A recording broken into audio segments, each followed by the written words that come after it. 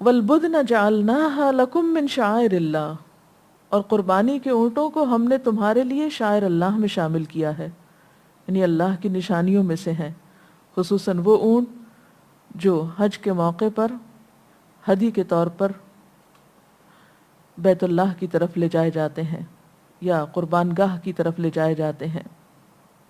ان میں تمہارے لیے بھلائی ہے، یعنی ان کی قربانی تمہارے لیے فائدہ مند ہے، بس انہیں کھڑا کر کے ان پر اللہ کا نام لو۔ یہاں اونٹ کی قربانی کا طریقہ بھی بتایا گیا۔ باقی جانور لٹا کر ذبح کیے جاتے ہیں، لیکن اونٹ کو کھڑا کر کے اس کے حلقوم پر نیزہ مارا جاتا ہے اور پھر اس کے بعد ذبح کیا جاتا ہے۔ اور جب قربانی کے بعد ان کی پیٹھیں زمین پر ٹک جائیں، یعنی جانور کی روح جب بالکل نکل جائے، ٹھنڈا ہو جائے، تو پھر اس کے بعد اس کا گوشت کاٹو، اس میں سے خود بھی کھاؤ اور ان کو بھی کھلاؤ جو کنات کیے بیٹھے ہیں۔ یعنی قربانی کرنے سے کوئی نقصان نہیں ہوتا، قربانی کرنے کے بعد گوشت کا بہترین استعمال ہوتا ہے۔ عموماً ہم دیکھتے ہیں کہ گوشت مہنگا ہوتا ہے، ہر شخص اسے خریدنے کی استطاعت نہیں رکھتا۔ قربانی کے موقع پر گوشت کا فائدہ یا گوشت ان تک بھی پہنچ جاتا ہے جو عام طور پر خود خرید کر نہیں کھا سکتے، لہٰذا یہاں پر خصوصی طور پر ان لوگوں کا بھی ذکر کیا گیا کہ قربانی کرنے کے بعد قربانی کا گوشت پھینک نہیں دو، ضائع نہیں کرو، بلکہ اس کو بہترین طریقے پر استعمال کرو۔ اور اس کا بہترین استعمال کیا ہے کہ جو کنات کیے ہوئے ہیں، انتظار میں ہیں، مانگتے نہیں، پریشان نہیں کرتے، ضرورت مند ہیں، ان تک خود پہنچاؤ، اور ان کو بھی دو جو اپنی حاجت پیش کریں، یعنی جو مانگنے کے لیے آئیں، یعنی دونوں طرح کے لوگوں کا خیال رکھا جائے۔ ان جانوروں کو ہم نے اس طرح تمہارے لیے مسخر کیا ہے تاکہ تم شکریہ ادا کرو، یعنی قربانی کے موقع پر اللہ کے ذکر کے علاوہ اس کا شکر بھی۔ اور شکر کس طرح کہ یا رب تو نے یہ نعمت ہمیں بخشی، تیری خوشی، تیرا قرب پانے کے لیے، تیری رضا حاصل کرنے کے لیے ہم انہیں تیرے راستے میں تیرے بتائے ہوئے طریقے کے مطابق قربان کر رہے ہیں، تیری نعمت کے شکریہ کے طور پر یہ نذرانہ ہم پیش کر رہے ہیں۔ پھر اللہ تعالیٰ فرماتے ہیں نہ ان جانوروں کے گوشت اللہ کو پہنچتے ہیں اور نہ خون، مگر اسے تمہارا تقویٰ پہنچتا ہے، یعنی یہ گوشت تو تمہارے کام آئے گا۔ اللہ تعالیٰ کو تو گوشت نہیں چاہیے، اسے ان کا خون بھی نہیں چاہیے، اسے ان میں سے ان کی کسی بھی چیز کی ضرورت نہیں ہے۔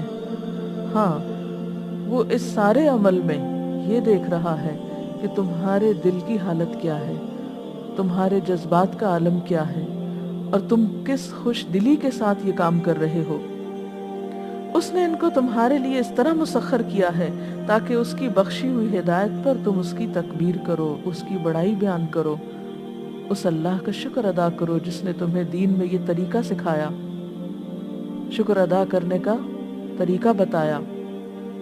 اور اے نبی صلی اللہ علیہ وسلم، خوشخبری سنا دیجئے محسنین کو، نیک کام کرنے والوں کو، کہ جو خوشی کے ساتھ اللہ کی اطاعت کرتے ہیں، جو آگے بڑھ کر بغیر کسی حیل و حجت کے اللہ کی راہ میں اپنی جان، اپنا مال، اپنے جذبات، اپنی خواہشات اور سب کچھ قربان کرنے کے لیے تیار ہو جاتے ہیں۔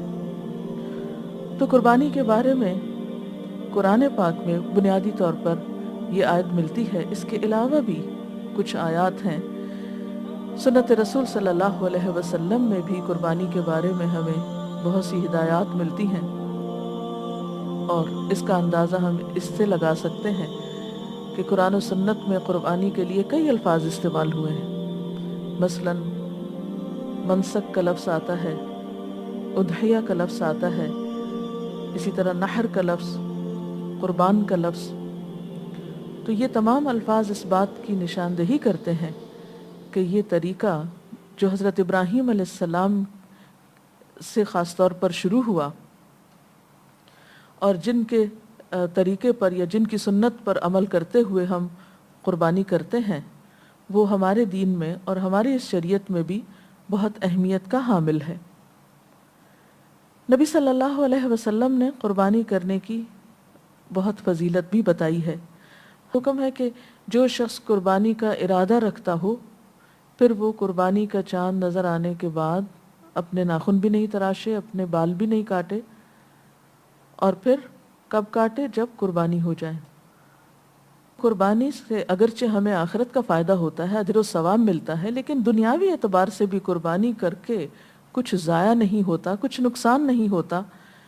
مثلا آپ دیکھیں کہ خون جو زمین پر گرتا ہے وہ زمین کی زرخیزی کے کام آتا ہے. پھر اسی طرح جانور کا گوشت انسانی صحت کے لیے بہت فائدہ مند ہے، اور پھر بھوکوں کو کھانا ملتا ہے. وہ لوگ جنہیں سال بھر کا بھی گوشت دیکھنا نہیں ملتا وہ اس دن پیٹ بھر کے کھا سکتے ہیں. پھر اسی طرح کھال اور اون کے بھی فائدے ہیں. اون انسانوں کے کام آتی ہے. کتنے ہی علاقے ایسے ہیں جہاں سخت سردی پڑتی ہے تو یہ جانوروں کی اون اور جانوروں کے بالوں سے جو لباس تیار ہوتے ہیں وہ انسانوں کی بہت سی ضروریات پوری کرتے ہیں. پھر اسی طرح بہت سے لوگوں کو ایک بزنس ملتا ہے. لوگوں کو جب یہ یقین ہوتا ہے کہ ہمارے جانور بکیں گے تو پھر وہ ان کو پالنے پوسنے میں اور ان کو تیار کرنے میں خاص محنت اور شوق کا مظاہرہ کرتے ہیں. یعنی بہت سے لوگوں کو کام بھی ملتا ہے اور بزنس بھی. پھر اسی طرح بہت سے لوگوں کی آمدنی کا ذریعہ یہ تمام چیزیں بنتی ہیں. جانوروں کی کھال کام آتی ہے. جانوروں کی کھال کو جب پریزرو کیا جاتا ہے تو اس وقت بہت سے لوگوں کو مزدوری ملتی ہے. قصاب کو مزدوری ملتی ہے. یعنی کوئی بھی چیز ایسی نہیں قربانی کی کہ جو ضائع ہوتی نظر آئے. اس لیے قربانی اللہ کا حکم، اللہ کے رسول صلی اللہ علیہ وسلم کی سنت سمجھتے ہوئے خوشی سے کرنی چاہیے، اور اس میں کسی قسم کا دل میں تردد نہیں ہونا چاہیے.